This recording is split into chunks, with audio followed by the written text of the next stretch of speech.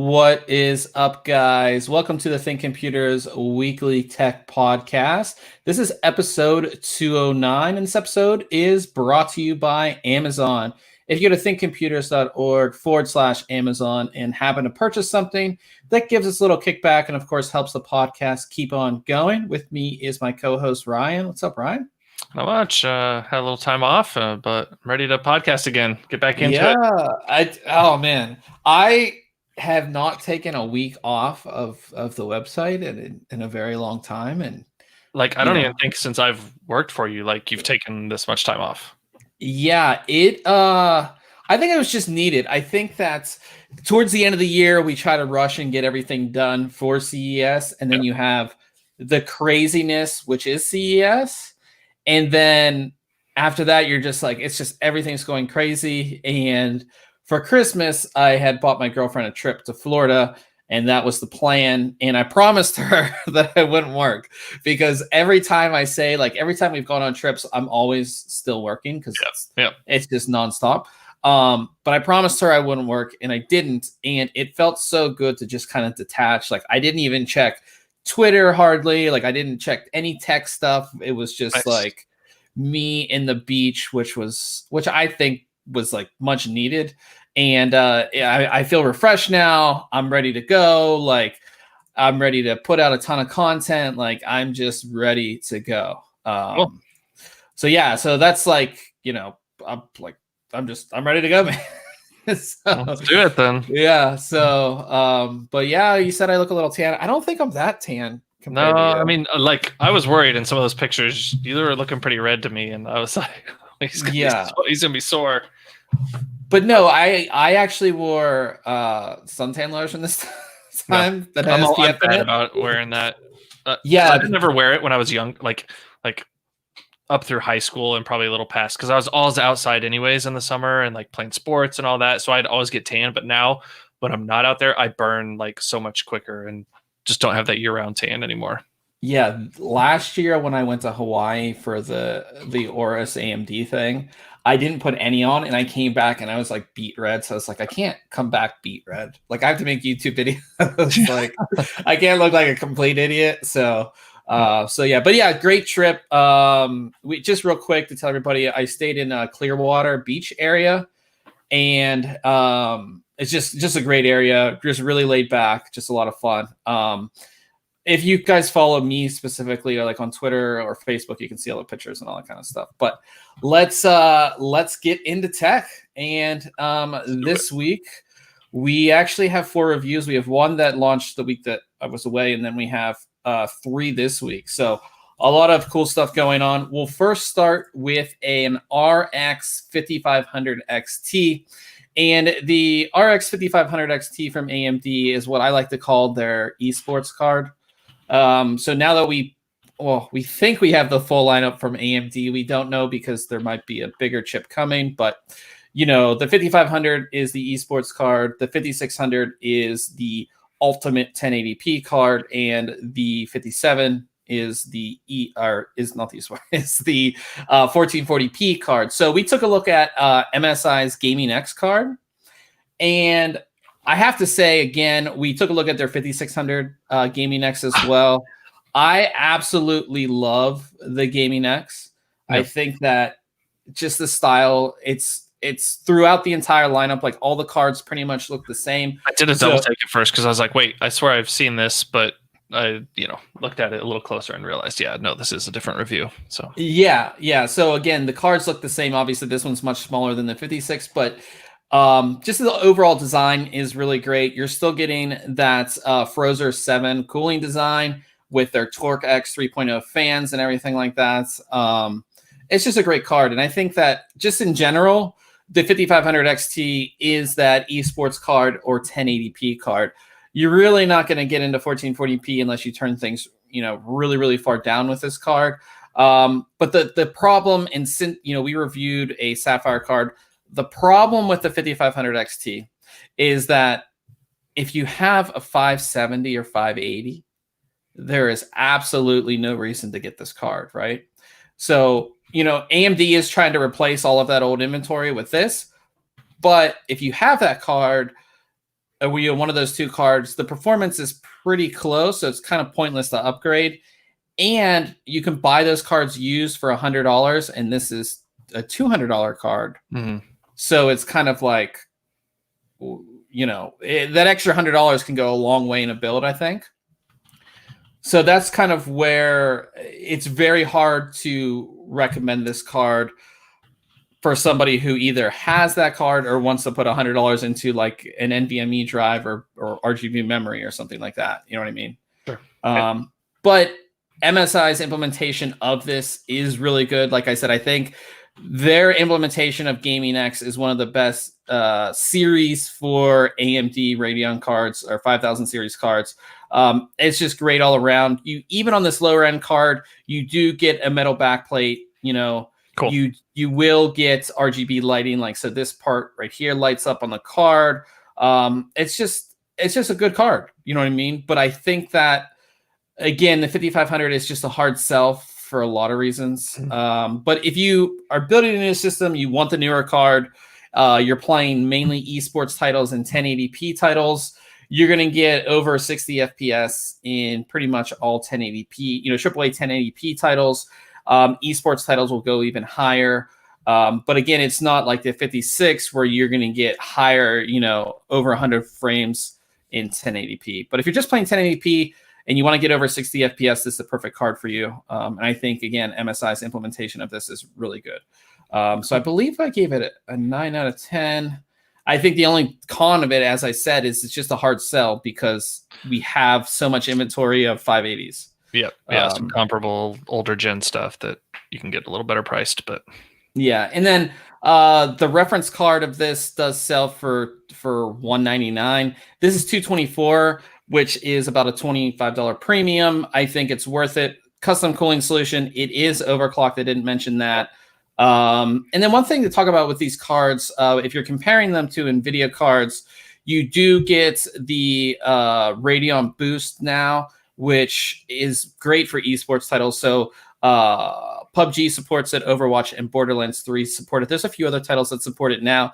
It's basically going to give you more frames in those titles. So that's also something to think about. And the Radeon software is better than GeForce, not GeForce Experience, but GeForce, what's that called? The control panel? Yeah, their control panel looks like it was put together in 98.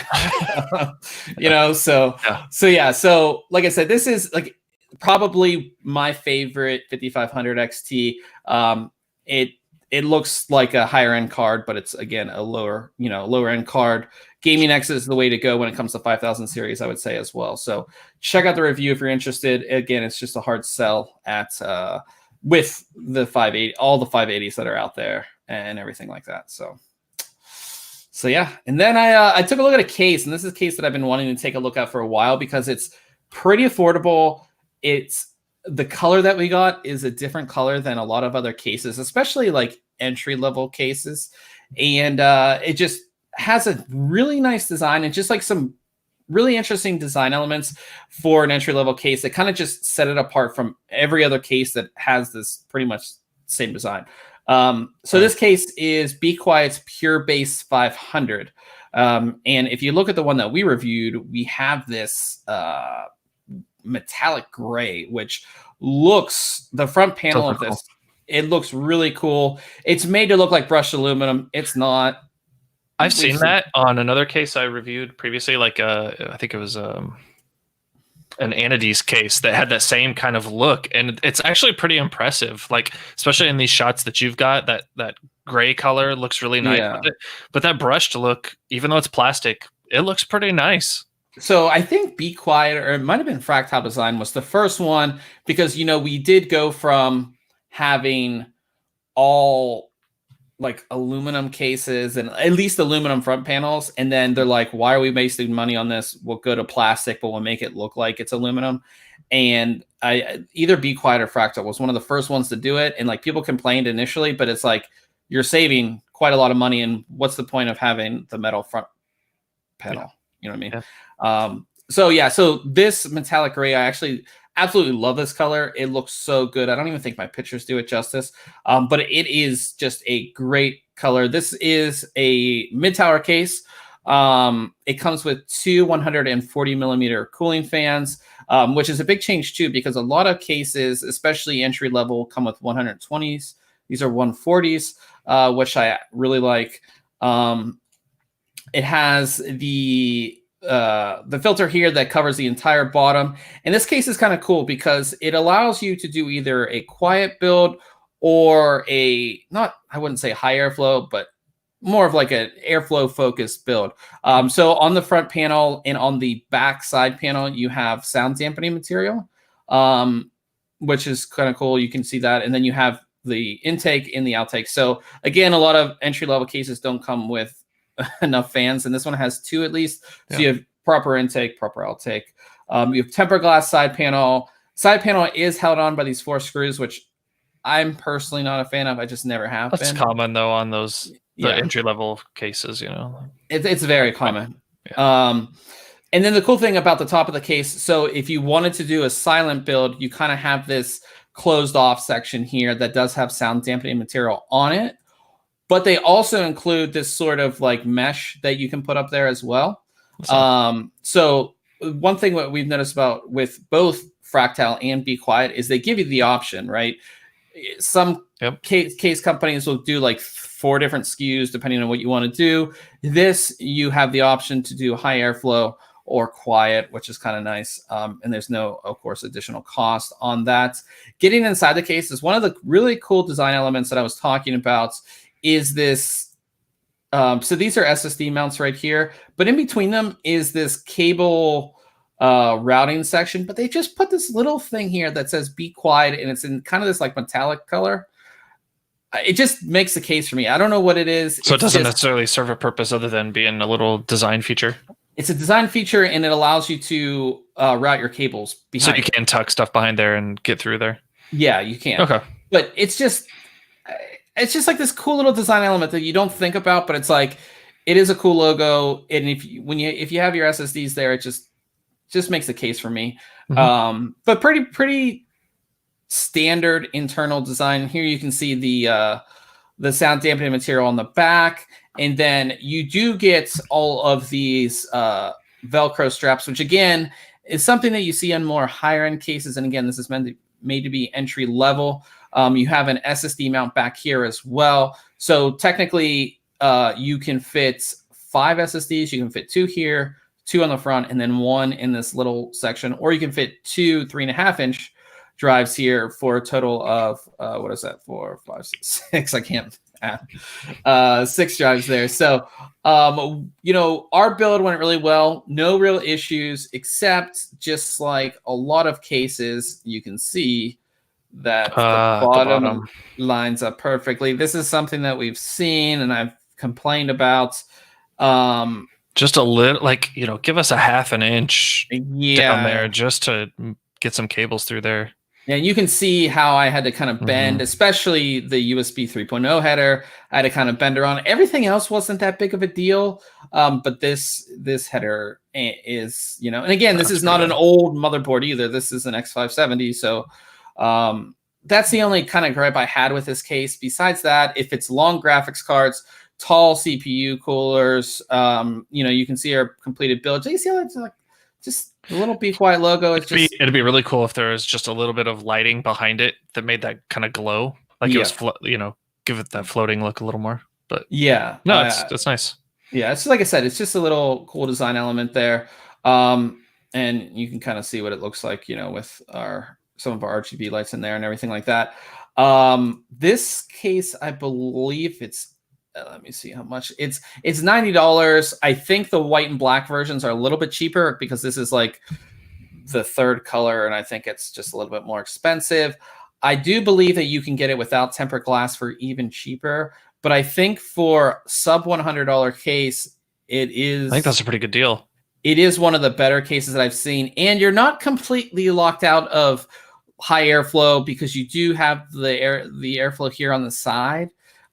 It's not the best. They're actually, we saw it at CES. They're coming out with a new version of this case, which is designed to be completely high airflow, if that's something that you're into. But again, for an entry-level case that's under $100, this is one of the best ones that I've seen. Really not a single issue with this case, except for the fact that your bottom connections or bottom headers on your motherboard would be a little bit harder to access. Yep. But it's not the worst I've seen. And everything in this case is high quality. All the metal is high quality. It's not bendy or flimsy. The tempered glass panel is thick. The front panel, it easily pops on and off. Like we've had issues with that in the past.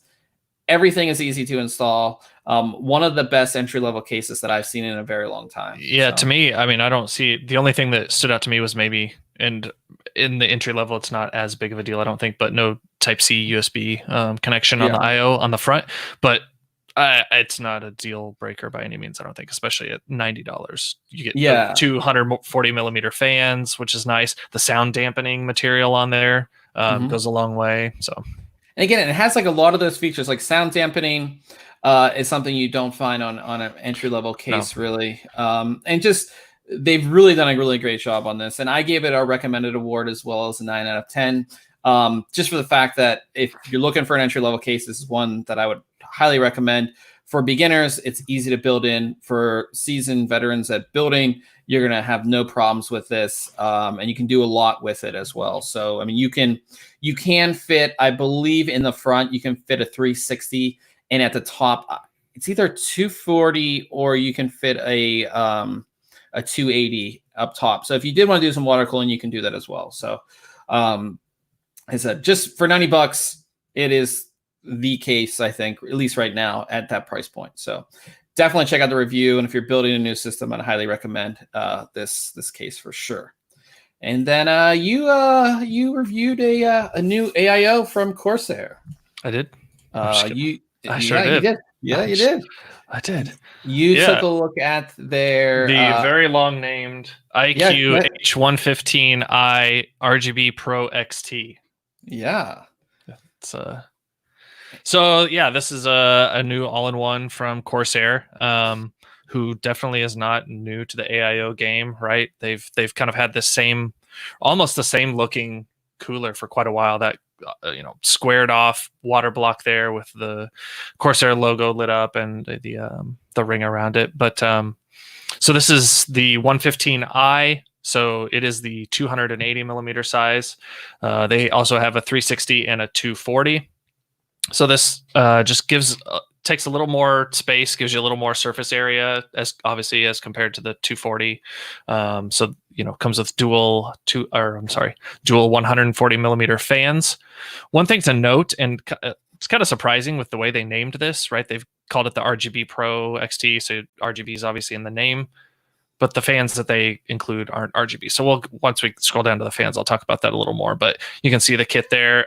Super simple design, pretty standard radiator layout that we've had from Corsair, all black on there. Pretty good FPI on this. I think it was 20 fins per inch, which the thickness of this radiator was, 27 millimeters. So it's not very thick.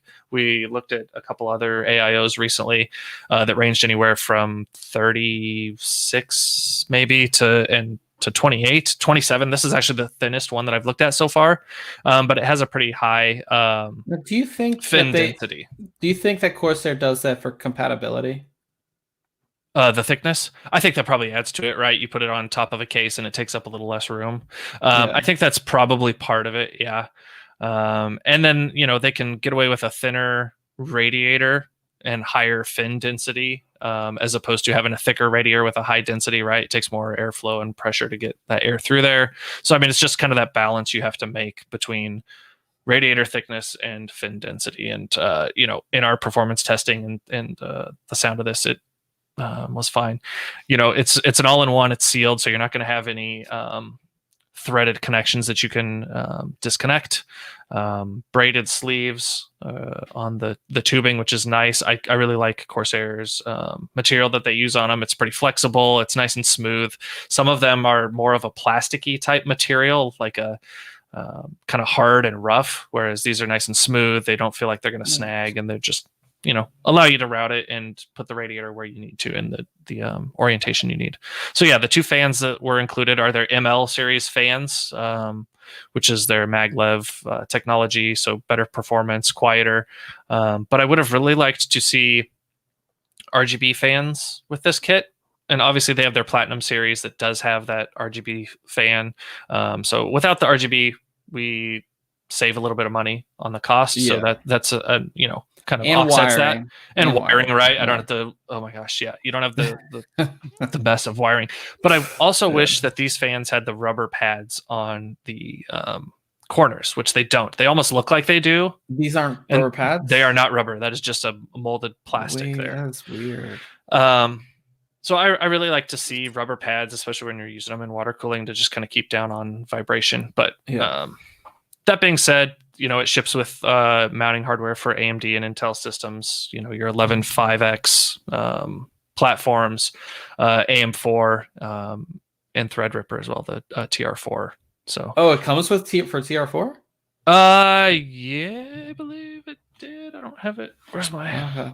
Well, I don't have it in front of me. Typically, you don't see that, but so as far as installation, has this been easier or harder than the previous ones you've reviewed? I'd say it's about the same as far as the AMD setup goes. You use the standard AMD mounting hardware that comes with your motherboard, so you don't have to take the back plate off or put a custom one on there on the AMD side of things. But on the Intel side, you do, and they include that hardware. So the nice thing is those brackets on the side of the block just kind of slide out of a groove and slide back in, depending on which setup you need. And then you just have those little kind of eyelets there with some thumb screws, and just kind of latch them over those standard AMD hooks, tighten them with your thumbs. You know, even though they've got Phillips head sockets there, you really don't need over to tighten. So, you know, I just use my fingers to tighten them up, and you're really good to go. Obviously, for the IQ connection and control, you're going to run a micro USB cable that comes with it to a USB 2.0 header. The only thing about that is the board that I have that on, the Crosshair 6 Hero, only has one USB 2.0 port on it. So I had to make the sacrifice of not using the case 2.0 ports and use it for this. So gotta get you one of those. they have their Commander, right? They have their Commander Pro that kind of expands that USB 2.0 connectivity. I was going to say the NZXT hub. Yeah, but I mean, Corsair's got the same thing, so sticking with that ecosystem. So yeah, that's kind of a downside there if your board doesn't have more than one USB 2.0 header on it. And then coming to performance, it looked like it did quite well. It did, you know, and again, it's compared to a couple 240 millimeter setups and an air cooler. So again, we're still kind of building out the graphs for this new test system that I'm utilizing. But yes, its idle and load temperatures were the best we've seen so far. But I kind of expected that since this is a 280 millimeter radiator compared to 200. Now, how's the sound compared to say like it's silent unless you put the fans on high. IQ obviously control for that, for the lighting. And the performance. And the difference with this one, because it's called IQ, one, it can be used in IQ, and two, the RGB on it is completely addressable. So there's absolutely 16 16 addressable RGBs LEDs on the pump body there. There's 12 on the outside and 4 in the center. That I always like to mention. People complain about the Corsair ecosystem, but if you use the Corsair ecosystem, all of your, if you get Corsair fans, if you get Corsair RGB strips, this is a drop down and you can link everything. So it's all the same effect. Like if you look at my computer right now, it's a mess. It's a mess of random RGBs. It looks like a circus in there.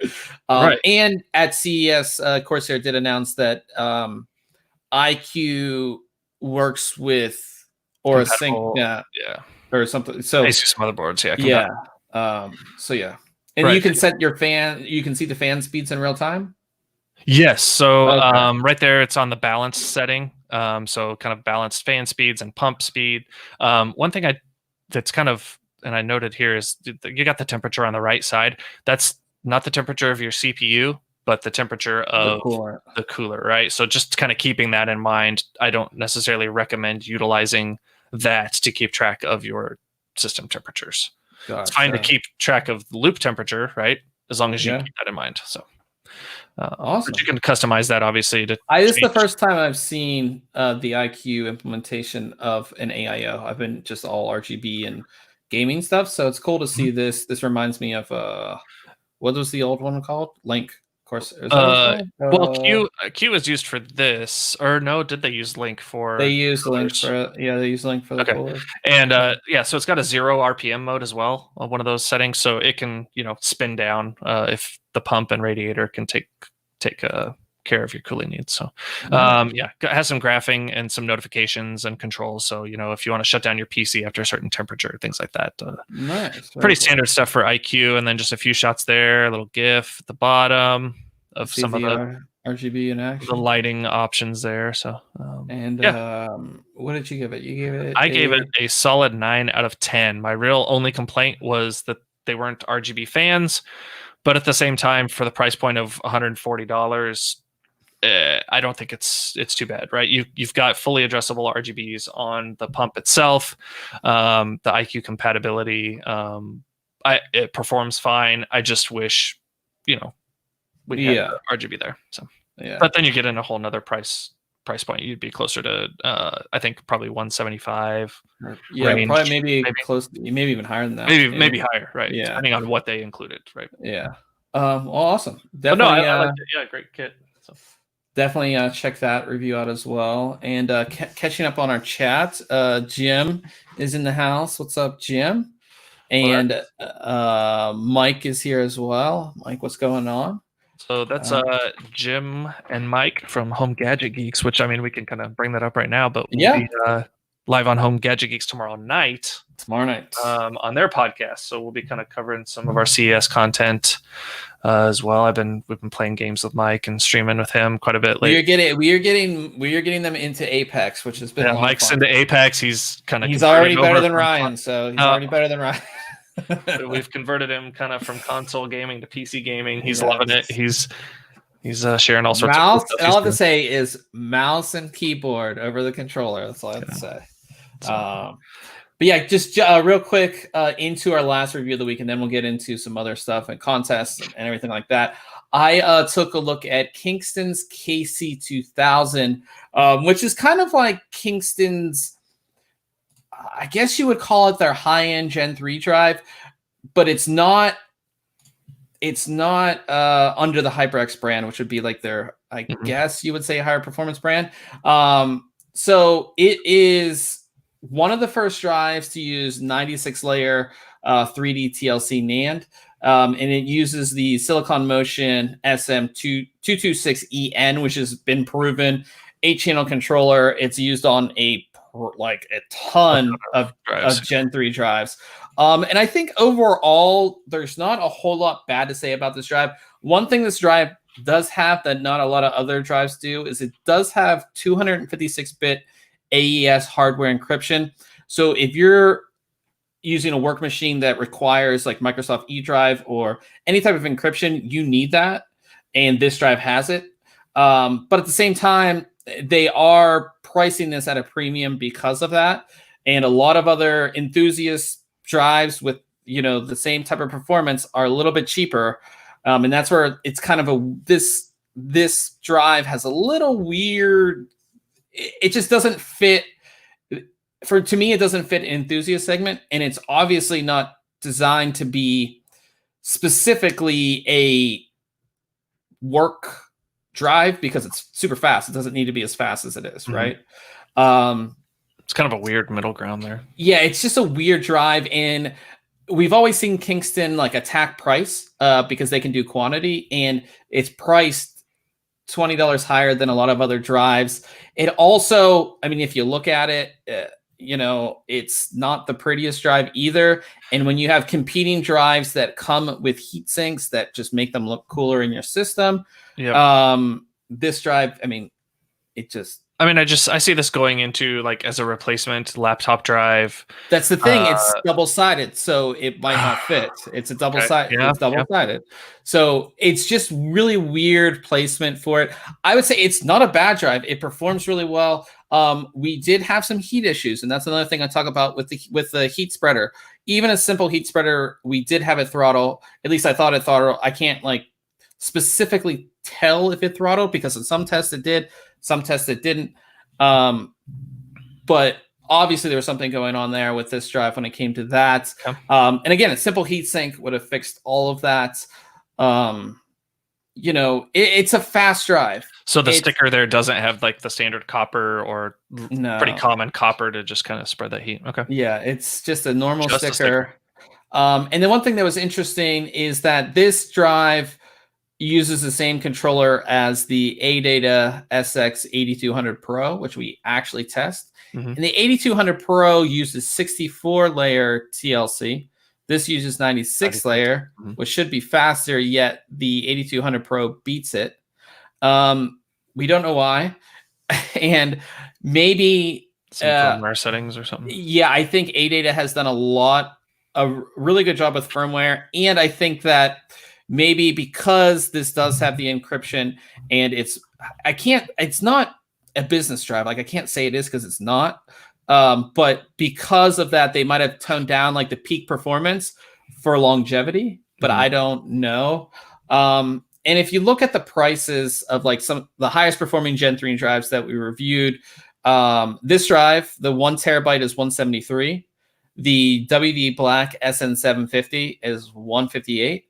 And the SX8200 Pro is $149. So again, this is above those. If this was $150, totally recommend it. You do get the encryption, which is a plus. Even if you're not a business user, it's definitely a plus. But you know, it looks kind of plain, and the performance is kind of lackluster compared to older drives that have not worse hardware, but you know what I mean, just older hardware.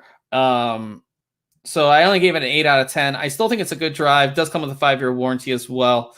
And you do get those security features, but it's just, there's other Gen 3 drives that are faster, that are less expensive. It did throttle a little bit, and again, just the price. So yeah. But like I said, if you're a business user, this might be something you might want to look into because you're like required to have 256-bit encryption on your drive. So yeah, that's let's go to Case Mod Friday. And last week we took a look at a build called Project Pure, and I like this one because it's so clean. I think when it comes to builds, I think my favorite has to be just clean. Just a clean build. Yep. This clean build. This is done inside of a LandCool case, which if you're not familiar with, is kind of Lee & Lee's kind of entry-level brand, not as expensive brand. You can just see the clean lines in this. And another thing I like about this is I don't think I've seen a lot of people do what he did with the top. Oh, there it is. I passed it. The top of the case. So this is, I like that. This is a channel here for water cooling, but it's actually has cutouts in it for cooling. So it's ventilated. I don't think I've seen anybody do that in Plexi, and I think looks awesome. And again, it's super clean as well. You can see all the rivets and everything in there. It's just... Yeah, I like the straight lines, right? Even though there's some angles in here, the fitting are those nice 45-degree angle fittings. They look super polished and like really high end. I really like that. The only curved lines that I see in here are on the power connection for the video card, and I think maybe the motherboard. I don't know if any of the shots actually show the motherboard power, but I just like all the straight lines. I love the colors too. The kind of muted sometimes copper. Sometimes copper hard tubing can be bad and just throw off an entire build, but I think it's perfect here. It's polished correctly. Again, you can see the mid plate here, custom mid plate design here, which matches the top custom plexi that he's done there. And I just realized the mirror on the back, where you typically have an exhaust fan at the back, is a mirror piece. Where did I see that? Like the last picture on the first page. Oh, I did not notice that. That even brings out the more, makes it, a little more spacious looking and everything. I really like that. Yeah, I did not notice that at all. It's so with these builds, all these builds that we feature, I think one of the coolest things is like looking back and like seeing things that you don't notice. Now on this would be the front. Is this a mirror as well? I think You so. see it? Yep. Yeah, so that's really cool too. So just great lines in this.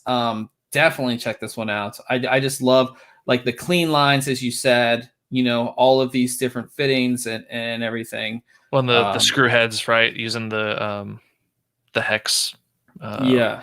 screw heads there as opposed to just like a standard Phillips or something. Yeah, I'm not a fan, and I think I've said this multiple times before, of typically of the super custom builds where it doesn't even look like it's supposed to be a computer type of thing. This is like my style of just super clean, nice. Yeah.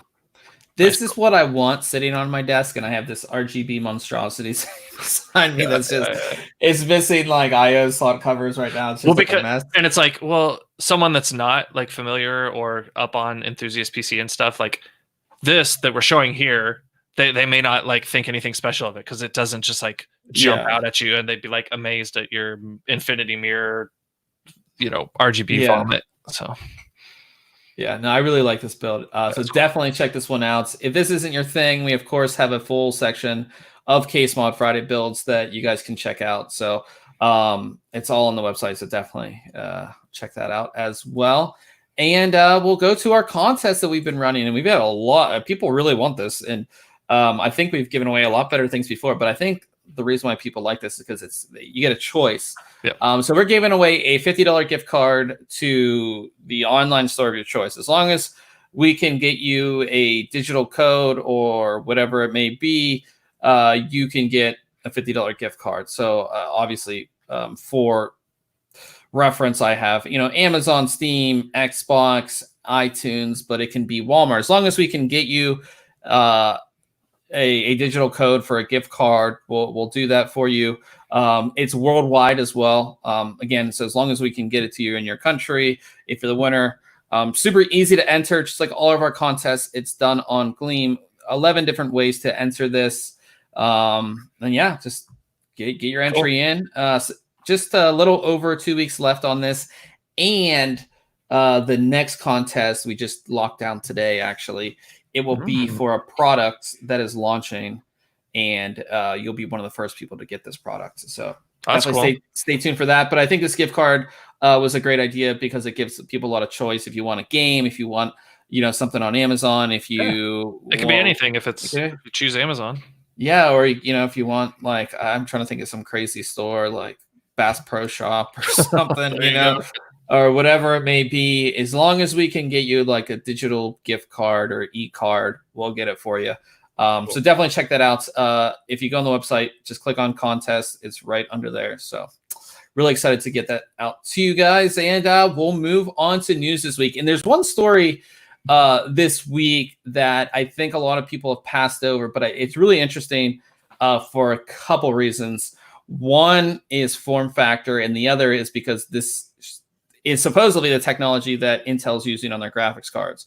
Okay. So Intel put out a press release about their new Lakefield CPU package, or their architecture. And basically what this is, it's a new way of designing processors, a new way of designing chips, basically, where it's stacked. It's not, if you think of like a multi-chip module or even like a GPU, right? You have your GPU and then you have your memory around it or whatever, right? Whereas this new technology stacks it.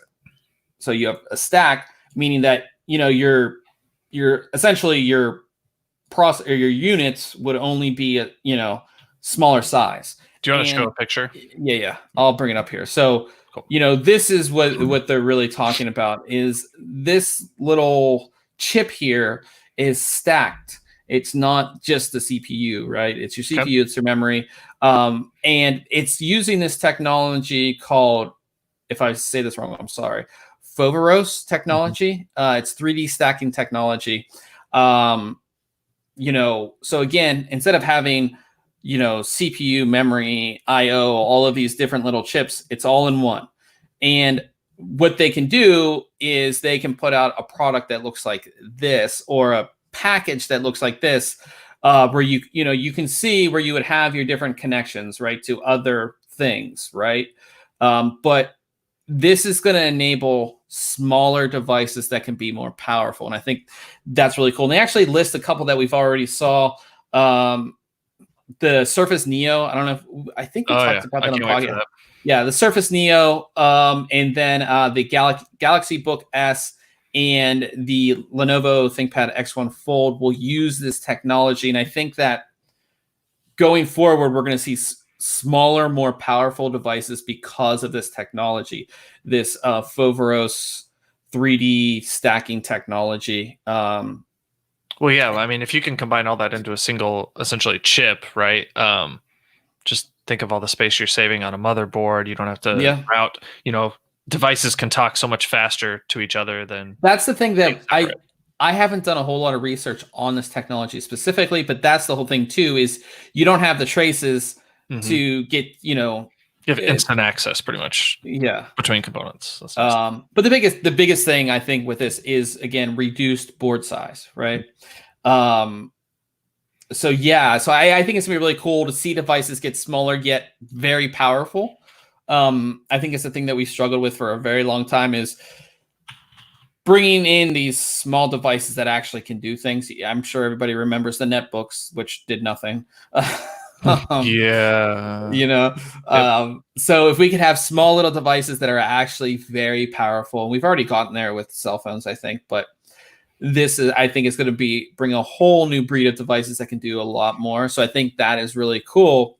But the big thing with this is that the latest leak on Intel Xe, which is their graphics card architecture, basically points to that is what this will be using. Okay. So they're going to use the same type of technology, the Foveros 3D stacking, and they're going to be using these things called tiles. So they're specifically into this is like their leaked documentation. In here, they're calling them tiles. They're not calling them chiplets. They're not calling them MCMs. They're calling them tiles. So we already talked about the DG1. It was shown at CES, and that is, if you guys can see here, that is their 75-watt part, and that will use one tile. But supposedly that's not the maxed out chip. There'll be one that is 150 watts as well. And then there's going to be a 2-tile card, which is going to target 300 watts. So that would be like your high-end graphics card, right? And then they have a 4-tile card that, if you can look at the input voltage, which is 48, would be for data center and things like that. But it's interesting if you look at this, and if you read it correctly, you can see, 75 watt. So 75 watt would be your entry level graphics card. That would be like, if we compare it to AMD, because it's easy, that would be your 5500. 150 watt would probably be like your 56, 57, and 300 watt is like a 2080, right? Yeah. Around there. So I like this whole idea, this 3D stacking technology, as we just talked about. I think it's going to be crucial going forward on a lot of different tech. I think that I haven't even read up on all of it and how it all works, but if they can do that in the GPU space, where you can just, stack essentially what GPUs or however it may be, instead of, you remember the dual GPU cards, right? Oh yeah, they're huge. And huge, where you could just stack 2 GPUs together or something. But this kind of gives us a clear indication of what Intel might possibly be doing, because everybody saw the DG1 and you're like, yeah, it's 75 watts. Like, people want, at least enthusiasts want, an enthusiast grade card. To see that we're going to have a 150 watt and a 300 watt card that are made for consumer, because they're 12 volt input, is exciting and something to get excited about. So that was like the really big leak this week.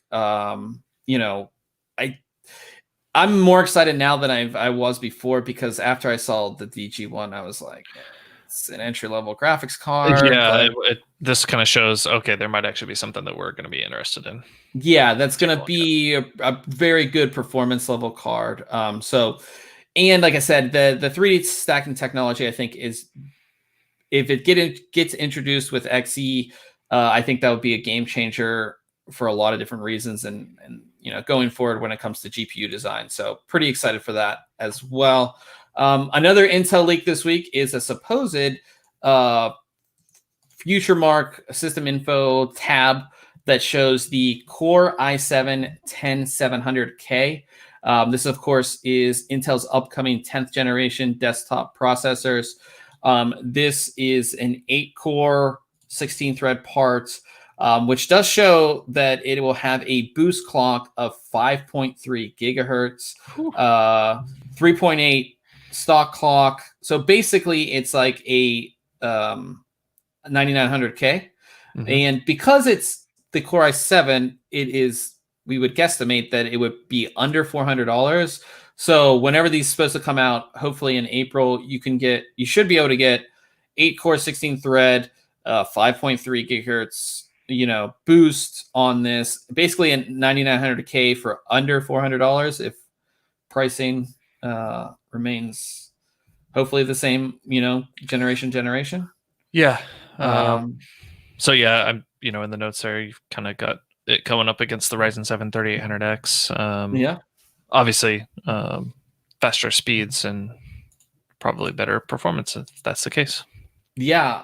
So I'd like having competition in the CPU space where Intel's kind of, and then offering a value, right? Because the 9900K isn't competitive at its price point, I would say. So to have this at that price point, I think would be really competitive. Vert is in the chat. What's up, Vert? So yeah, I'm excited. I think that this is much needed. And one thing that's interesting is that this is on an ECS Z490. ECS hasn't had a high-end Intel chipset board, so to see that they have one before it comes out is interesting. So interesting, yeah. ECS might return to high-end Intel boards, so that's something to look forward to there as well. And talking about Threadripper, so the 3990X, the 64-core beast, $4,000 processor. $4,000 processor came out when I was on vacation. Totally forgot about it, actually. But it came out when I was on vacation. Yeah. And since it's come out, all of these records have been beat when it comes to overclocking. I don't even know if this one might have been beat yet. But this overclocking record was set by Safe. Wait. No, that's was set by overclocker SafeDisk. He was able to push it to 5.5 gigahertz, which is insane. Of course, using LN2, and it was done on Asus's Zenith 2 Extreme Alpha, which is an insane board by itself. Just insane. I mean, imagine running. I mean, I had a hard, having a hard time running like a 9900K or, a 30, any of the Ryzen processors like that high. But it 64 cores running at that speed is high. Yeah, it's crazy. And I always am so amazed at like the hardware and the custom setups it takes to run stuff like that. The liquid nitrogen stuff. And then impressive. It's cool. The new Cinebench R20 world record was set with this as well by Splave, which again might have been beaten already since we posted this, but he scored 39,518 in that, which is insane. I'd love to watch like a video of that. It would have to rendering. It's just like, I mean, just thinking of 64 tiles moving at once, right? You used to be like when we'd run Cinebench like back in the day, you'd have one and then it just skips because you got a single core, and then you're like, oh, I've got a dual core CPU, I can see two of them, then quad core, and now 64 or and even now, you know, crazy. when I reviewed the 8-core 16-thread parts, I'm like, holy crap, this is fast. I couldn't imagine how fast that would be just running, like just that fast. So that's really cool. So there's so much with that processor right now. And at $4,000, I still don't think it's a bad deal. No, because it's outperforming, you know, like we've said and kind of covered previously, Intel Xeon, dual Xeon setups that cost, you know, multiple times the amount. So. Yeah. So that's awesome for AMD. And another interesting tidbit from AMD, which could be massive for their stock and the company in general, is that Apple could be looking into sourcing AMD CPUs for their products, specifically MacBook Pro, iMac. You know, when Apple made the move to x86, it's been all Intel. Intel has been their number one supplier, which of course had made sense for years. But a couple things. One is the new, I forget what it's called. The AMD's 8-core 16-thread mobile part that's been like everybody's talking about, everybody's excited for it. That's going to be an amazing part for, you know, for laptops. It just is 8-core 16-thread on a laptop, low power. Like it's going to be awesome. That and the fact that, of course, Intel has supply issues. They just do. Oh yeah. And Apple is a massive, you know, they need massive amounts of processors for, especially for their MacBook Pros and MacBooks. It's probably the two best selling products. So I think, you know, the reason why this was found is that in a beta version of Mac OS, which is Mac OS 10.15.4 beta 1, you see these things which says, you know, code names like Van Gogh, Raven, Renoir, and then Navi and Picasso. Yep. Picasso's APU. It's in the source code. Yeah, adding support. Yeah, so obviously Apple has worked with AMD in the past. Their GPUs on their trash can. What was that? The iPro. Yeah. Trash can. You could get it with dual. I don't even know what GPUs those were. Yeah, I don't know. But I think that what possibly could be happening is that you're still going to be able to get MacBook and MacBook Pro with Intel Pro. Like they're not making a complete switch, but just like Microsoft did with the Surface, which we talked about, there was one Surface SKU that had an AMD part. We could see a MacBook Pro or a MacBook SKU that had an AMD part because it's viable right now, especially with the performance and with the supply chain issues that Intel is having. And that's a total win for AMD because Apple would be a massive customer for them. So time to pick up some stock. Yeah, it might be a time, you know. So yeah, that's another big win for AMD this week. And another thing that I want to talk about, which was announced right before I left to go on vacation, is that AMD did update raise the game bundle. Basically, this is their game bundle that if you buy an AMD graphics card, select retailers, pretty much like the big ones, AMD, Newegg, you'll be able to get games, which is pretty cool. And since we posted this has been updated because they left out the 5600, but the 5600 is in here. So with RX 5700 series cards, you will be able to get Monster Hunter World Iceborne Master Edition, which is the game plus the expansion, Resident Evil 3, and then 3 months of Xbox Game Pass. And don't overlook this Xbox Game Pass. No, that's a good deal. Because it is basically like you can play any game that's on Game Pass. You don't have to own the game. It's not a streaming service. It is like if you want to play this game, you can download it and play it as long as you're a member. So you get it for 3 months. That's basically 3 months of, I think there's well over 100 games on there. Yeah. So you'll get those 2 games, the 5700 series. The 5600 series, I believe you don't get Resident Evil 3, you get Monster Hunter and Tom Clancy, and you get the 3 months of Game Pass. And then the 5500, which is they really loaded the 5500 out. You get Resident Evil 3, Ghost Recon, and Warcraft 3 Reforged, which is the remaster of Warcraft 3, which I've heard some bad things about. Yeah. I was going to say, they've loaded it out, but, Yeah, but this just gives you, if I'm thinking about buying a card, I'm like, okay, I'm going to get games with this, so I have something to play, right? Mm-hmm. Especially if, you're saving up money to buy one of these cards, and then you won't have money after. It's like, I have games to play, so... So pretty cool. I think it's good. It's like back in the day, right? Buying a Nintendo and it coming with Mario Brothers and Duck Hunt or something, right? Yeah. That doesn't happen anymore. Or if it does, you're paying more for the bundle. And with this, you get a couple of games. Yeah. So, like I said, I don't know what's on the Nvidia side. I know they have one as well when you buy their cards. So it's just nice, just getting some games. You know what I mean? When you got some games when you bought that your Nvidia card. I did. I don't even remember what it was. I don't.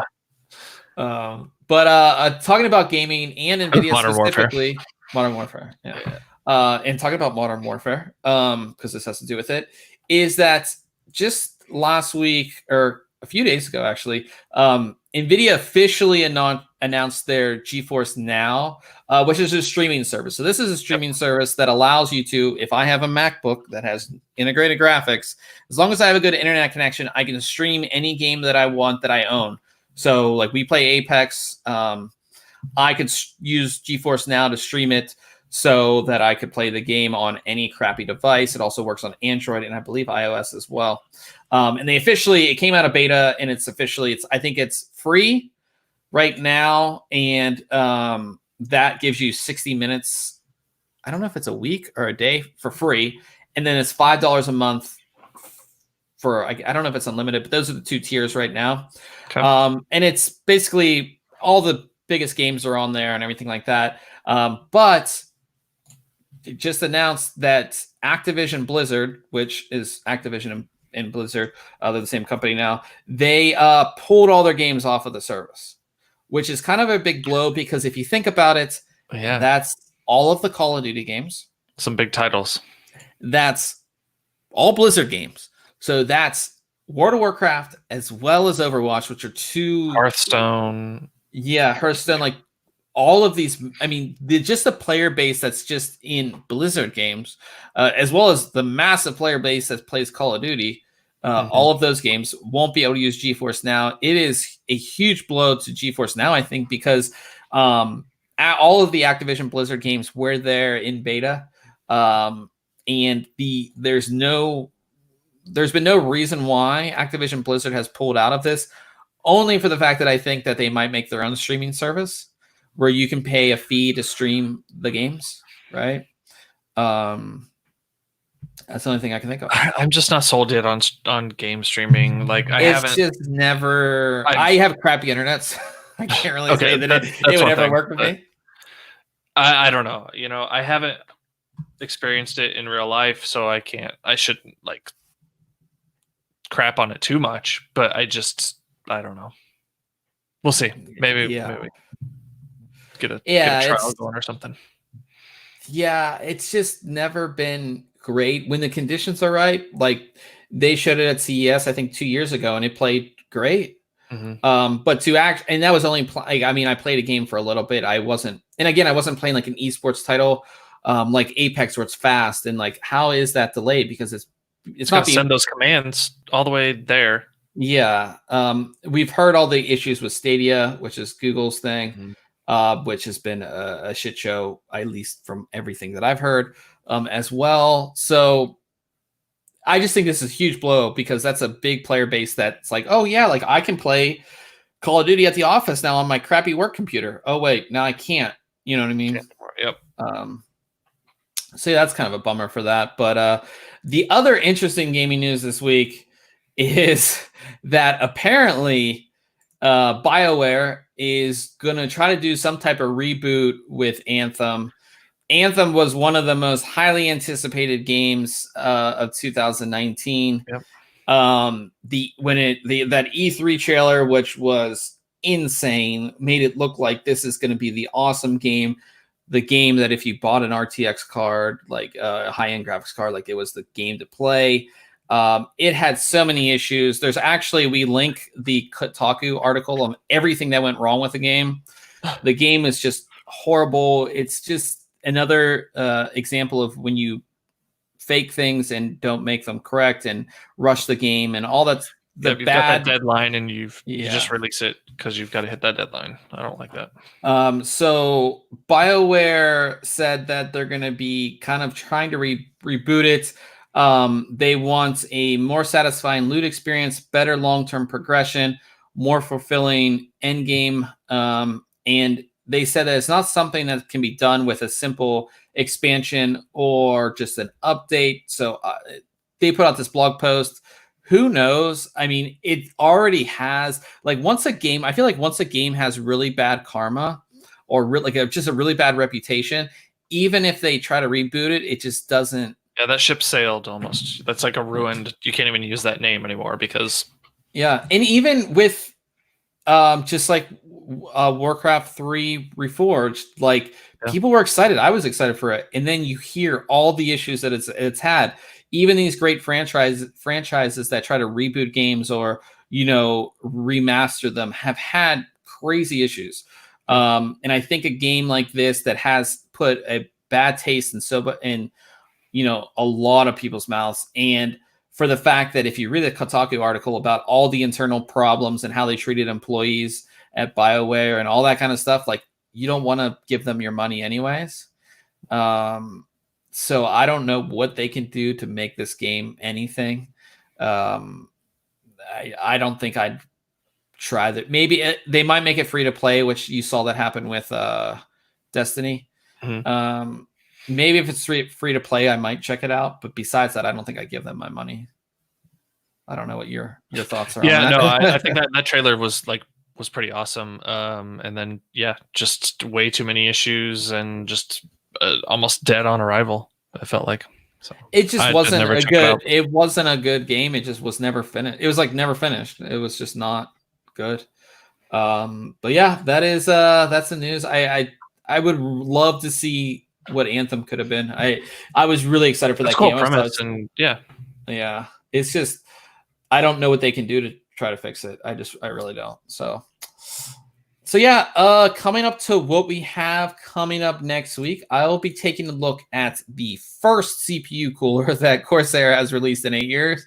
It is the big A500 dual tower, big boy, $100 air cooler. So I'm really excited for this because I think that when it comes to the big ass air coolers that are $100, we have, we just saw the Cooler Master, which I reviewed, which actually performed really well. But we have Noctua, Sith, I guess the Cooler Master. We don't have a whole lot of players in this space. Cool. Again, first air cooler from Cooler Master in I think it's 8 years. Corsair. Corsair. in 8 years. So really excited to take a look at this. It has a lot of cool features to make it easy to install. And I think when you don't have a CPU cooler for that, that long of time, I think that you can really think about what makes a good air cooler. And if you have a big air cooler, making it easy to install, making things easy for the user. So we'll see how all that goes. So I'm excited to take a look at that. And then I'll also be taking a look at a keyboard, which I'm going to try to lift up, and hopefully it doesn't disconnect. It's just the this Mega Through says too big, so I don't know. That cooler does look huge, but that's pretty impressive. It is big. That's another thing that I'm going to talk about is we saw the Cooler Master one, which is big, but it serves its purpose, and I don't think that it's a good size, and it's $100 cooler. It's a good size. So this one is really big. I haven't installed it yet, so I'm not sure how much space it takes up. But if it is too big, I'll definitely make sure to put that in the review, because we have seen ones. I forget the one Sith one I did was like the entire length of the motherboard. So yeah, so also I'll be taking on this keyboard, which I've been holding up. This is the glorious PC gaming race GMMK. They have 3 versions of this. This is the 10 keyless, which is my favorite form factor. Cherry MX switches. One thing that's interesting about this, one, you have an aluminum top plate. You have, I can't really show it because you can see the, you probably won't be able to see it, but the escape key says ascend, like it's red, right? Yeah, it's red. You can obviously remove the keycaps, but you can remove the switches in this too. So you can pull the switches and put in your own switches, which I think is really cool. You don't see that on a lot of keyboards in this price range. Removable micro USB, which I think anything 10 keyless or smaller should have removable USB on it. Very sturdy RGB backlit. I'll bring it up so you guys can see it on their website. But yeah, it's just as, again, for $109 to having removable switches I think it's a big deal because you don't see that in this price range. And you might think like, I'm not going to replace any switches, but if you do want to replace like WASD switches with maybe a different switcher, something different that you want to get a different feel for, you can get different switches that you can actually pull the switch and install your own different switch. Obviously you're not going to replace all the switches, but if, maybe like your function row or something, your 1 through 4 keys, if you just want a different feel on some of them, but don't want to replace the whole board. It does have software. It's a little iffy. Put it that way. RGB lighting, right? Per RGB key. Lighting, per key, everything like that. It's a nice little keyboard. So excited to show you guys that as well. And let's see here. So one thing I talked to you about, which you weren't that as excited as I was. So when I was on vacation, we were sitting in the hotel room and this thing came on. I'm like, I love alien stuff, whatever it is. I like it. Aliens. Yeah. I'm an alien guy. And the show was on the History Channel called Project Blue Book. It's about obviously Project Blue Book in the 1950s. And we watched one episode and I really, really liked it. So I went back and I started watching it and I really like it. So if you're into aliens and things like that, it's on the History Channel. I believe you can stream a couple of the episodes as well. But it is, like I said, it's a cool show. The one of the main characters, he's in Peaky Blinders, which if you haven't seen that show, that's amazing. But yeah, it's on its 2nd season. I'm watching through the 1st season now. If you're into aliens, it's worth checking out. It's pretty cool. So anything on your end as far as I finished The Mandalorian, so I got through all of that, so that was good. No, I really just kind of want to highlight again being on Home Gadget Geeks tomorrow night. What time are we doing? So that's 8 o'clock Central is when they typically start. So we'll be on there for that. That's not late. That's late for you. That's late for me. So we'll be on there with Jim and Mike. Kind of going to cover some of our CS content, a couple of those topics, and just kind of chat with them. And they do a lot of obviously it's called Home Gadget Geeks, so they do a lot of smart home stuff, storage, PC automation, all sorts of stuff like that. So we kind of bring in a little bit of the PC hardware enthusiast. Nice. I'm excited for that. Show. Yeah, so it'll be good. I haven't been a guest on another podcast for like 2 years. So and they use StreamYard, right? That's where we got StreamYard. So it'll be a 4-window StreamYard conversation tomorrow night. So nice. Yeah, definitely check that out if you got the availability. They usually have a pretty good crowd and lots of we will be sure to put it out on our social media. Absolutely. So so you guys can see, get over there and check it out as well. Anything else? I've been so excited to get back. I have so many awesome products here, some that I can't tell you about yet, but I'm really excited for a lot of our upcoming content. Are you gaming tonight? I am. Right. So Ryan will be on Twitch, our Twitch channel. You guys can jump over to after this. That's twitch.tv/ThinkComputers. Are you playing Apex? I'll probably start with Apex, yes. So I will see. I'll let you know. after Oh, a okay, little bit okay. off here. But So, that is it for in this. about 10 minutes, we'll be on there. Yeah, so jump over twitch.tv/ThinkComputers for some gaming action to see how bad Ryan is at games. I've been trying to make highlights of every time we're on, so at least it looks like I can perform sometimes. Yeah. So some of them are good, some of them are bad. Like last week, we had a 1,000 damage match, 0 kills, and then I had a 1,500 damage 6 kill match or 5 kills, something like that. And so I might jump on for 1 or 2 just to show you the ropes, get you going. Okay, thank you. But yeah, guys, that is it for this week. Feels good to be back. If you're looking for us on your favorite podcasting app or website, it's just ThinkComputers, all one word. And as a reminder, we do have our full show notes page that will have everything. And on the show notes page, it has the stream and has the audio, so you guys can go ahead and subscribe to all of that. So until next week, we will catch you guys later.